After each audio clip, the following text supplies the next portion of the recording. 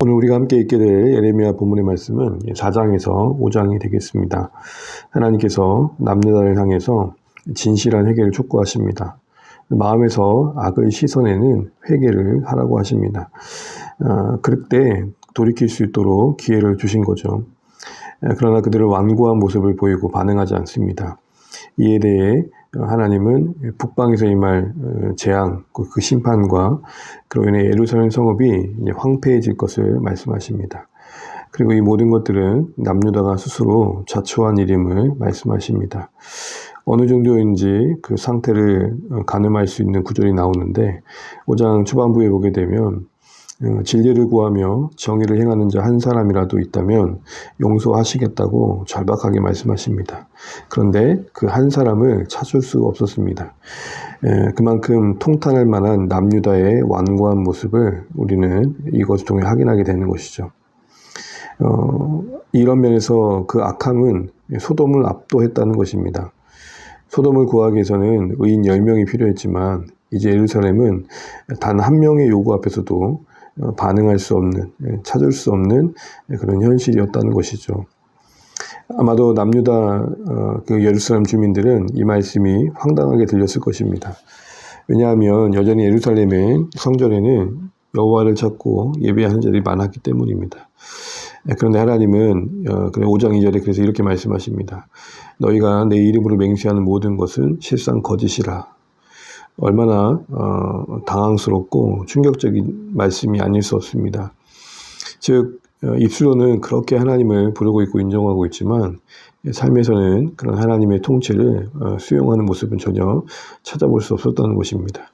스스로도 그 고백에 기만당하고 있었고 자신들의 영적 현실을 제대로 파악하고 있지 못했다는 것이죠.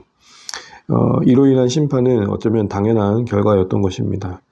그러나 심판의 소식을 전하는 예레미야의 마음은 그럴수록 타들어갑니다. 아파합니다. 유다의 그 참담한 운명이 그 귓가에 들릴 때 예레미야는 참을 수 없는 고통에 빠지게 됩니다.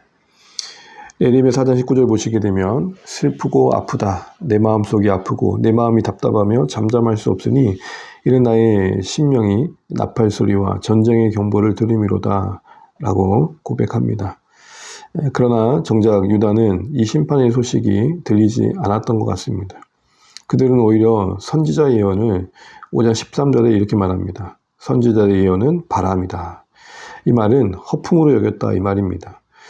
즉 남유다의 완고함, 그 꺾이지 않는 그 중심에 말씀을 가벼이 여기는 태도가 있었음을 보게 됩니다.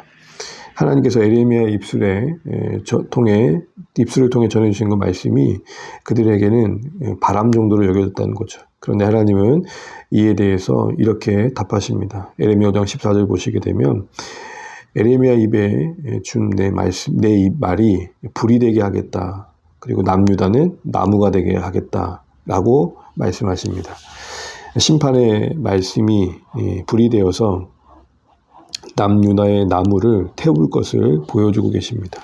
즉 실제 하시는 하나님의 말씀이 실제가 되게 한다는 것입니다. 이처럼 말씀이 허풍처럼 여겨지는 그때에 남유다의 운명은 바람에 나는 겨와 다를 바가 없었고 무너지는 그 현실을 피할 수 없었던 것입니다.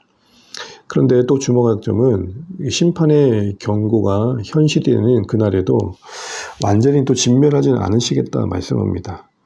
멸망하는데 아주 진멸하지는 않으시겠다라고 말씀하시면서 여전히 회복의 희망을 남겨두고 계십니다. 예레미야 엘가에서 예레미야도 이렇게 그래서 고백하죠. 여호와의 국률이 무궁하심으로 우리가 진멸되지 아니함이니이다. 이것이 아침마다 새로우니 주의 성실이 크시도소이다. 네, 이런 하나님의 회복의 여지, 회복의 희망은 국률의 하나님을 보여줍니다. 오늘 예레미야 4장 20절 보시게 되면 온 땅이 황폐할 것이나 내가 진멸하지는 아니한다 라고 말씀합니다. 5장 10절에도 무너뜨리되 다 무너뜨리지는 말고 라고 하십니다. 5장 18절에도 내가 믿는 견고한 성들을 칼로 파멸하리라. 그러나 그때에도 내가 너희를 진멸하지는 아니하리라 하십니다. 성읍의 견고함만을 믿고 결코 하나님의 성읍은 무너지지 않는다는 그릇된 확신 속에 있던 그들에게 심판을 이런 파멸을 말씀하시면서도 그러나 아주 망하게 하지 않으신다 하십니다. 왜 이렇게 하나님께서는 심판 뒤에 회복을 말씀하시는 걸까요? 구약에서 우리가 예언서를 보게 되면 이 심판 뒤에 회복이 함께 등장하고 거듭 반복되는 것을 계속 보게 됩니다. 이런 상황을 보면서 이제 이런 질문을 해보게 되는 거죠. 왜 하나님이 자기 백성을 결국 이렇게 회복해 주실 거라면 왜 하나님은 굳이 그들로 하여금 그런 패배와 실패를 경험하게 하실까라는 의문이 든다는 것입니다. 왜일까요? 이는 분명 심판 그 자체를 목적 삼지 않고 있고 이스라엘을 향한 어떤 이스라엘을 각성케 하고 또 새롭게 하는 데 있음을 보여줍니다. 이스라엘을 망하게 하는 게 아니라 이스라엘을 정화시키고 또 더 거룩하게 하시는데 그 목적이 있음을 보여주신다는 것이죠. 징계가 그 징계 자체를 목적 삼지 않고 있다는 것입니다. 즉 이스라엘에게는 자신들이 죄에 대한 징계를 받는 시간들이 하나님의 백성으로서 그들이 하나님께 순종할 수 있는 실력을 키우는 시간과 과정이 되었다는 것을 보여주는 것입니다. 징계의 시간이면서 훈련의 시간이었습니다. 이러한 모든 하나님의 일하심들은 다시 한번 하나님의 이스라엘 구원하신 목적이 이스라엘 그 자체에 있음을 보여주십니다. 이스라엘이 하나님 백성답게 더 깊어져 가는 데 있음을 보여주신다는 겁니다. 사실 오늘 우리도 실패를 거듭 반복하는 이스라엘처럼 잘못하는 정도가 아니라 실패를 피할 수 없는 약한 존재입니다. 즉 하나님의 백성으로 살아가기 위해서 실력이 참 부족하다는 것입니다. 실력은 각오와 결심만으로 생기는 게 아닙니다. 실력을 기르려면 시간과 과정이 필요합니다. 키울 것은 키우고 없앨 것은 없애는 훈련이 필요하다는 것입니다. 이는 단지 실존적 차원에서 하면 된다. 하지 않으니까 안 되는 것이다. 왜 하지 않느냐라고 따지는 그런 차원에서 답할 문제가 아니라는 것입니다. 우리는 다시 한번 왜 이스라엘의 이 부끄러운 실패의 역사의 반복이 구약을 통해 우리에게 소개되고 있는지를 깊이 생각해 봐야 됩니다. 결국 이스라엘의 이 부끄러운 실패의 역사는 우리의 신앙이 더 깊어져 가서 하나님의 백성에 걸맞는 자리에 우리 자신이 서기까지 우리에게 요구되는 시간과 과정이 있고 그 시간과 과정 속에 반복되는 훈련이 필요함을 보여줍니다.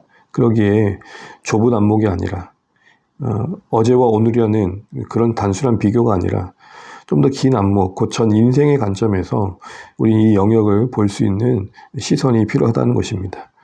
하나님은 우리 전생을 두고 우리 평생을 두고 이 거룩을 이루어 가신다는 겁니다. 그러기에 우리 자신이 여전히 지지부진한 하루하루를 살아가는 것 같고 그렇게 크게 거룩의 진전이 없는 듯한 시간들을 보내는 그 이면엔 우리의 약함과 또 우리의 나태와 우리의 게으름과 안주함이 분명히 있지만 그런 시간들 속에 우리 안에 참된 인격의 자유와 책임을 지고자 하는 그런 거룩한 삶을 살아가는 그 자리에 서기까지 하나님 또 많은 시간들을 허락하고 사용해 가신다는 것도 보여주고 있다는 것이죠. 이런 하나님의 일하심을 우리 삶에 담아내기 위해서 우리는 다시 한번 신앙의 본질이 어떤 업적과 사역의 결과와 성취가 아니라 쉽게 말해 나를 통해 무엇을 이루셨냐가 아니라 내가 누구냐 이 질문 앞에 늘 서야 한다는 것을 배우게 됩니다. 우리 자신이 신앙의 그 본질에 있어서 우리 자신이 하나님의 자녀요 그 백성에 걸맞는 존재가 되는데 더 관심을 가져야 된다는 것입니다. 그게 신앙의 가장 중요한 본질이 다는 것이죠.